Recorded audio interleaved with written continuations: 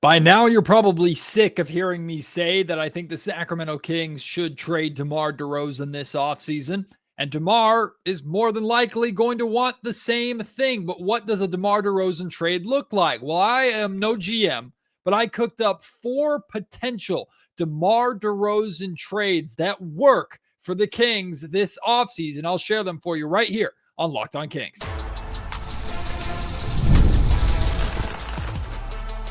You are Locked On Kings, your daily Sacramento Kings podcast, part of the Locked On Podcast Network, your team every day. And now, ladies and gentlemen, it is that time for another episode of Locked On Kings.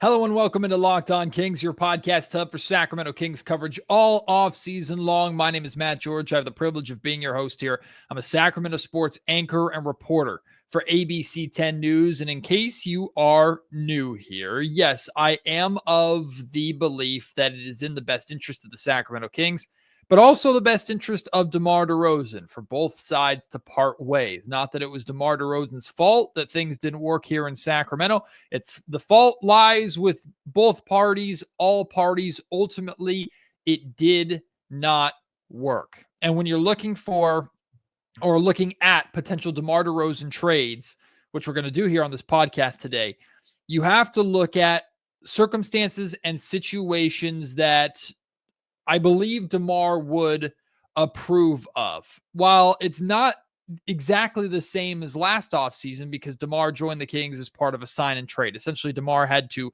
agree to be traded to Sacramento. And he said he came to Sacramento because he believed it was his best opportunity out of all of his options to actually win. Well, ultimately, we know how that played out. But DeMar is in his mid-30s, right? He's in the sunset of his career. He still has something to give.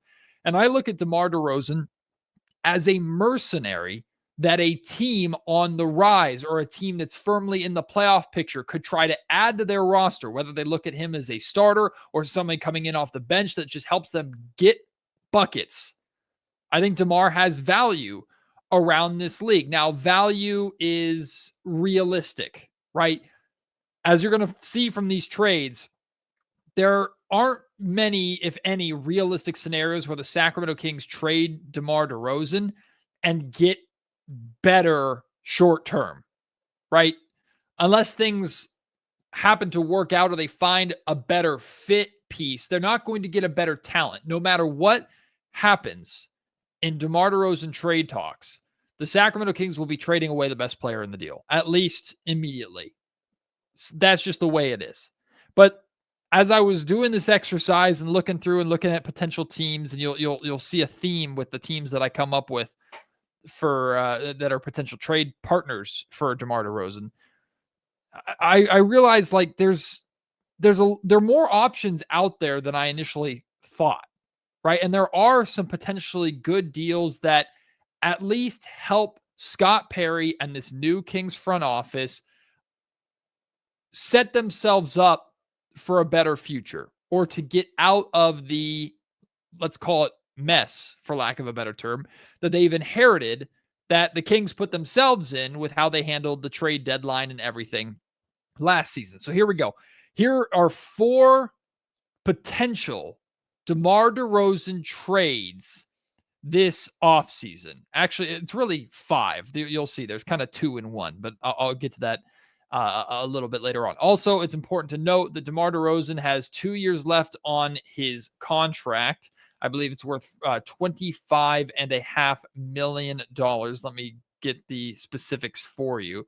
$24.5 million. Yeah, so he's owed $24.7 next season, and then his final season is $25.7 million. However, that third season or final year is only partially guaranteed. So essentially, you can waive him, move on from him, and only pay a portion of that salary of that contract. By that time, by the way, DeMar DeRozan will be 37 years old. So here is the first trade. I'm looking at teams that were in the playoffs that need a little bit more. And one of the first teams that came to mind that I think is really talented and really close but is also young and could use a veteran scoring boost. I'm looking at the Orlando Magic. So the Orlando Magic get DeMar DeRozan, and the Sacramento Kings in return get Kentavious Caldwell-Pope and are reunited with veteran guard Corey Joseph. So the Magic get a vet scorer for their deep playoff push, right? They are in a position now where they are trying to win basketball games. Paolo Banchero, still the star. Franz Wagner, still the guy there in Orlando. None of that changes. DeMar just comes in and rounds out that core and gives that team a little extra scoring boost that they were clearly lacking in the playoffs. KCP, Kentavious Caldwell-Pope, really struggled offensively in the playoffs. I think the most he scored in a game was 8 points, right? He didn't look good. He struggled for Orlando. So you are upgrading short term. You are upgrading that position and going out and getting a bona fide scorer, a bona fide bucket getter to help the Orlando Magic offense have a little bit more of a strong push. I also do feel that Orlando as a roster is better suited to hide or overcome the defensive limitations of DeMar DeRozan. So you can get away with moving on from KCP. KCP is owed $21.6 million next season, and then he has a $21.6 million player option the following season. I have to imagine he's going to exercise that option. So the Kings essentially get 2 years of Kentavious Caldwell-Pope, who gives them some wing defensive help.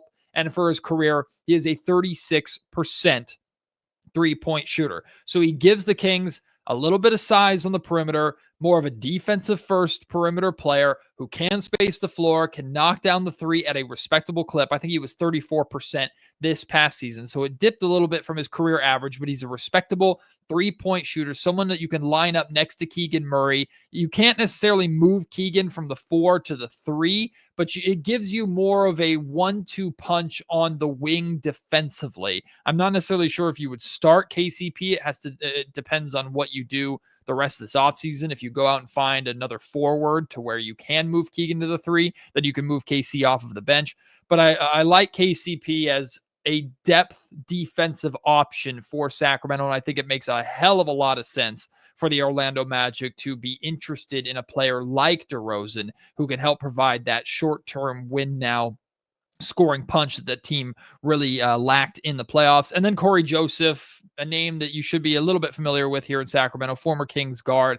He wasn't a fan favorite here in Sacramento. I don't know why. He's one of the nicest guys on the planet, but I understand he struggled on the court. Corey Joseph provides you guard depth, like point guard depth. And even if you're not excited about it, don't worry. Corey Joseph is an expiring contract, $3.4 million. By the end of the season, he'll be off the books.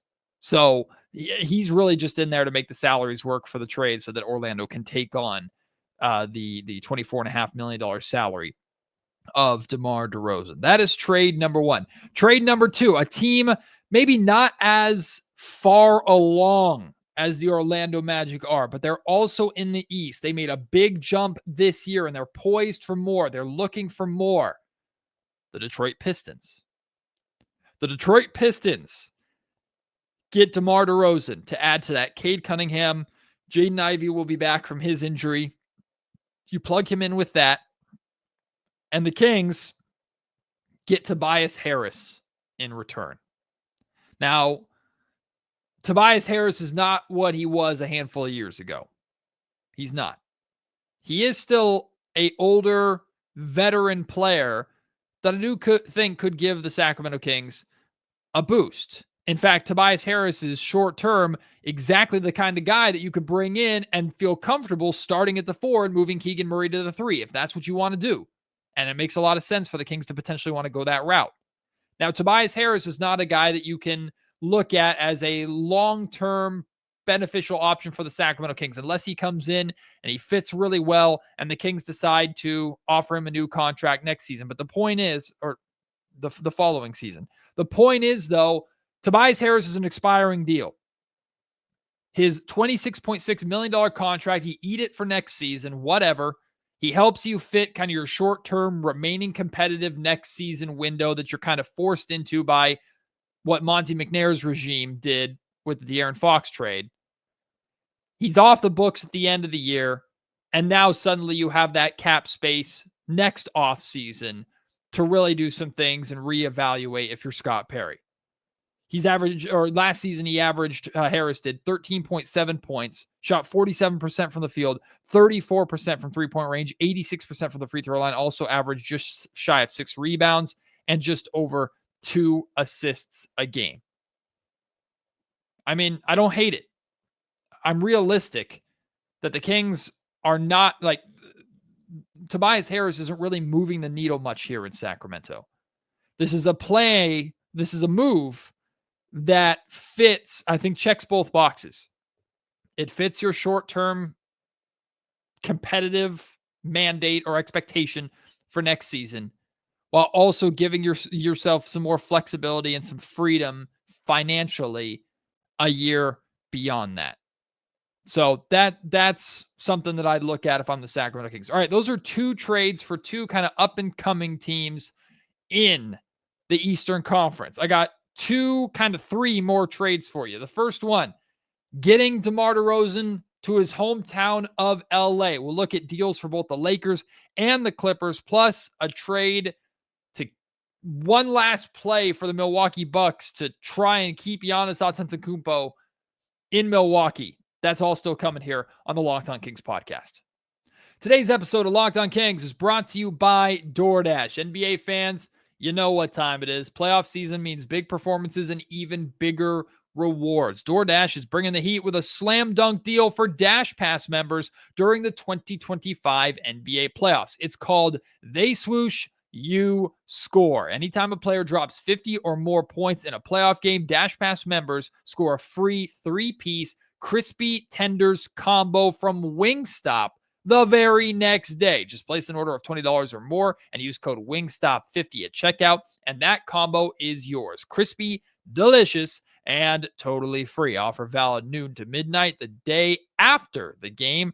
Terms apply. What is your go-to move for a big game, right? Let's say you're chilling at home. You don't want to go out. You don't want to cook. Hey, call up DashPass, order the spread, or DoorDash, order the spread, have it delivered to your house, and you got those game time eats all game long, all playoffs long. So the play is to sign up for DashPass to unlock this and even more exclusive deals all season long when any player scores 50 or more points in a playoff game. DashPass members can grab a free 3-piece crispy tenders combo from Wingstop the next day with a $20 or more order and code WINGSTOP50. That's DashPass, your door to more savings, more flavor, and more ways to win. Terms apply. When the Kings were courting, let's just say, DeMar DeRozan this past summer, a lot of people thought, oh, Sacramento has no chance because DeMar's going to go home. He's going to go to LA. He's a Compton guy. He's going to go to LA, whether it's the Clippers in the brand new Intuit Dome, or the Lakers, because their fan base just thinks they can get everybody they want at any time. And look, they got Luka Doncic basically for free in a trade. Well, that's not fair. Anthony Davis is a good player, but you know what I mean. Like Lakers, there's a reason why Lakers fans have the attitudes that they do and the kind of the spoiled expectations that they do. But DeMar DeRozan to Los Angeles, it'll always be a conversation, and it makes a hell of a lot of sense for DeMar not just to want to join those 2 franchises who are constantly in win now mode, but to also wrap up his career playing very, very close to home. So I couldn't pick just one LA team. So this trade 3 or third trade that I put together is actually, there's one trade for the Clippers and one trade for the Lakers. And I don't know if you're going to like either of these deals. I don't know how much I like either of these deals, but these are the deals that I put together. Let's start with the Lakers trade.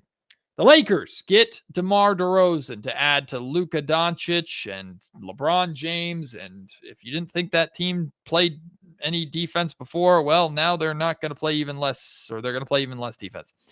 So the Kings trade DeMar DeRozan to the Lakers, and they get back Dorian Finney-Smith and Gabe Vincent. You get some depth at the wing position. Dorian Finney-Smith more on the smaller side, so I won't really call him he's more of like a 2-3. But you get some depth at that position that you don't necessarily have to start. I think Dorian Finney-Smith helps Sacramento address some of their perimeter defensive issues, although I'm not thrilled or overly moved by it. Gabe Vincent, some Stockton hometown pride coming back here. Gabe Vincent once played for the Stockton Kings, right? A great story. Never really worked out in LA after how fantastic he was for the Miami Heat, but hey, maybe a fresh start in his home. It only makes sense. DeMar DeRozan is going to go home. Might as well bring Gabe Vincent back. But here's the thing. Both these guys are expiring deals. So that's 2 roster spots in the financial freedom that you free up at the end of the year if it doesn't work out. It's essentially a season tryout for both guys. Gabe Vincent gives you some kind of scoring guard depth. He can play off the ball. He can play on the ball a little bit as a backup guard, which we know the Kings desperately are in need of. I like taking the flyer on Gabe Vincent a lot. I'm a big believer in Gabe Vincent. It did not work in LA. Oh, well, a lot of players have come through Los Angeles and it hasn't worked. Whether the lights were too bright or the circumstances were what they were. Gabe Vincent's also dealt with some injuries, right? It hasn't worked for him, but he's not washed. It's not over. He's not terrible. Same thing with Dorian Finney-Smith. And this is a player that I'm very, very intrigued in. A player that I think Kings fans have low-key had their eyes on for a while. Someone who comes in and just adds depth. Again, you're losing the better player in the deal. DeMar DeRozan is going to the Lakers. Neither of these players are better than DeMar, but either or both of these players have the potential to fit better in what the Kings are doing going forward. And there is a circumstance or a situation where those two do fit the identity and the culture that the Kings are trying to build. I could see both of those guys being Doug Christie guys. Absolutely. Both those guys fit, and then you go into next summer and you find a way to retain both of them or one of them or let them walk, whatever. It gives Scott Perry some flexibility while getting off of DeMar, giving the Kings some more depth, and letting DeMar go and ride out his final days in that, whatever that would be, in Los Angeles with the Lakers. So that's the Lakers trade. Now the Clippers trade. Kings trade DeMar DeRozan to the Clippers and in return get Norman Powell. Now, initially, when I was looking at this, I was thinking, why would the Clippers do this? Norman Powell was really, really good. Norman Powell, 21.8 points per game this past season, shot 48% from the field, 41% from three-point range, 80% from the free throw line. Norman Powell was really, really good for the Clippers this season. Why would they do this? I don't necessarily think they would. This was the only real trade that I saw that really made sense or could work out, so it's probably a low possibility trade. The only thing that gives me any kind of hope, I suppose, for this trade happening is that Powell is an expiring deal, and there's a chance that the Clippers fear losing him for nothing in free agency because financially they're kind of tied up, especially with Kawhi and James Harden and figuring all that out. So they get DeMar DeRozan. They get the win now option of Kawhi, DeMar. Oh, although that dynamic of Kawhi and DeMar in LA, I just thought about this, would be pretty interesting considering Kawhi took DeMar's spot in Toronto and then won a ring with Toronto. I don't know if DeMar holds a grudge against Kawhi for any reason. Anyway, DeMar goes there. They have their old man big three there inside the Intuit Dome. And then the Clippers do get some sort of financial flexibility too, as like I said, the final year of DeRozan's deal is partially guaranteed. So Ballmer can get off that and save a little bit of money and a little bit of cap space to go out and try and add more or do more. And the Kings get Norman Powell. I will say, though, in this situation, Norman Powell, you're kind of in a similar spot to where you are now with Levine, right? Like Powell's not a point guard. You probably play Norman Powell at the 3, which you can do, right? The Clippers have been doing that to some extent with Kawhi and with even a 3-4 at times, although Powell would be a very undersized 4. But he spaces the floor offensively. He gives you a scoring punch. I don't know how much better he makes you overall. And I don't know how great the fit would be next to a Levine. But he's an expiring contract, unlike DeMar DeRozan having at least some money on the books next season. So that's the trade with the Clippers that I think makes the most sense. It probably has a very small likelihood of happening, but if the Clippers want DeMar DeRozan, that's pretty much the route, in my opinion, for them to achieve that. So you got the Lakers trade.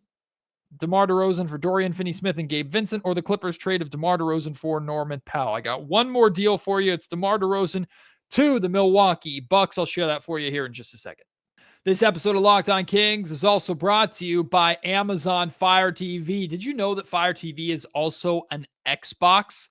Turn any TV into your gaming and entertainment hub with Fire TV Stick 4K devices. No console is required. Just grab your paired controllers, subscribe, or sign into Xbox Game Pass Ultimate with EA Play included, and you're ready to play. Dive into hundreds of premium titles from EA Sports College Football 25 to Call of Duty, Black Ops 6, and Avowed, as easy as you stream your favorite shows. It's gaming made simple, and it's all on your Fire TV. It has the latest technology with Wi-Fi 6/6E and auto low latency mode. Advanced technology, Fire TV Stick 4K delivers smoother, more responsive gameplay with lightning fast speeds that you need to stay competitive if you are a competitive gamer, if you're playing Warzone and are bad at Warzone like I am. Of course, there's endless entertainment. With 4K streaming, you can watch more than 1.5 million movies and TV episodes from your favorite subscribed services like Netflix, Prime Video, Disney Plus, Max, and more. And of course, portable gaming, right?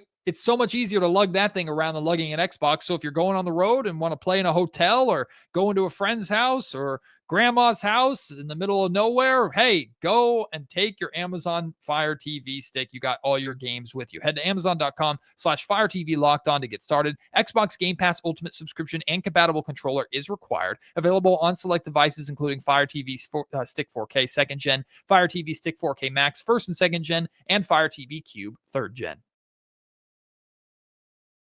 Final trade for you that I came up with for DeMar DeRozan. I'm sure there are more trades out there. If you want to share a trade that you've come up with for DeMar DeRozan, feel free. Send them to me at MattGeorgeSack on Twitter. Email me, MattGeorgeSports@gmail.com. Leave your thoughts in the YouTube comment section down below. This final trade, sending DeMar DeRozan to the Milwaukee Bucks. I will preface this by saying I do not like this deal.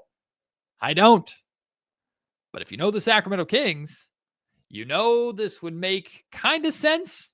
I won't say sense necessarily on the basketball floor, but sense in terms of rumors and Kings history. Yeah, this guy makes sense. The Milwaukee Bucks bring in DeMar DeRozan to pair with a hobbled Dame Lillard. Hopefully he can come back as soon as possible, but his injury is going to be keeping him out for a while. And a last-ditch effort to appease Giannis Antetokounmpo to keep him in Milwaukee, although I don't know how much DeMar DeRozan would move the needle. DeMar goes to Milwaukee, and the Kings get back Kyle Kuzma. We did it. We got Kyle Kuzma to Sacramento, everybody. The Kings have only been trying that every summer for the last 20 years. Or so it feels like. Now, to be fair, this is a different regime. I don't know if Scott Perry or BJ Armstrong have any interest whatsoever in Kyle Kuzma, but Kyle has been connected to this organization forever. And every summer we talk about, how do you get Kyle Kuzma on the Kings? Well, I did it. I provided it for you. Here you go. It works out where the Kings can trade up DeMar DeRozan for Kyle Kuzma straight up. Kuzma was terrible for the Milwaukee Bucks in the playoffs. Terrible. Did nothing.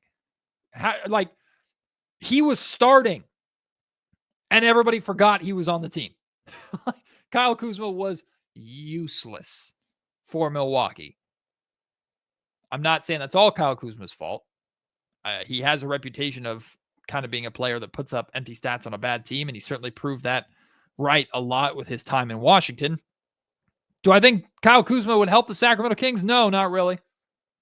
Does he fit their kind of short-term competitive window? I guess. Here's the thing about Kyle Kuzma, though. He's got 2 years left on his contract. However, his contract is one of those depreciating contracts, which is valuable. He is going to be paid $22.4 million next season, but then his final season is $20.3 million. Now, that is fully guaranteed, not partially guaranteed like DeMar DeRozan. But in the final year of your deal, less money, easier to move that than it is a standard contract. That being said, you might be going, Matt, what's the point? Why wouldn't you just hold on to DeMar DeRozan for one more season then, and then just waive him and it costs you less instead of having to worry about trading Kyle Kuzma? Yeah, you're probably right. I didn't say this was a good trade. Just said it was a potential trade. So I'm not a fan of this deal. I don't know if the Kings make this deal. I hope Scott Perry is not, infatuated or interested and rumored to be connected to Kyle Kuzma like the Sacramento Kings have been forever. But it's a potential deal out there. Yeah, I don't like that one. I don't like that one as much. So here are all the trades that I laid out for you. You pick your favorite for me. Trade number 1, Kings to the Orlando Magic. They trade DeMar DeRozan for Kentavious Caldwell-Pope and Corey Joseph. Trade number 2, the Kings contact the Pistons. Trade DeMar DeRozan to the Pistons for Tobias Harris. Trade number 3, Kings trade DeMar DeRozan for the Lakers for Dorian Finney-Smith and Gabe Vincent. I actually kind of like that deal more than I think about it. Trade number 4, Kings trade DeMar DeRozan to the Los Angeles Clippers for Norman Powell. And finally, the Kings trade DeMar DeRozan to the Bucks for Kyle Kuzma. Any of those trades excite you? Do you like any of those? Leave me your feedback, your thoughts on any of those deals, plus any additional deals that you come up with that you could potentially see the Kings trading DeMar DeRozan for. Hit me up at MattGeorgeSack on Twitter. Email me, mattgeorgesports@gmail.com.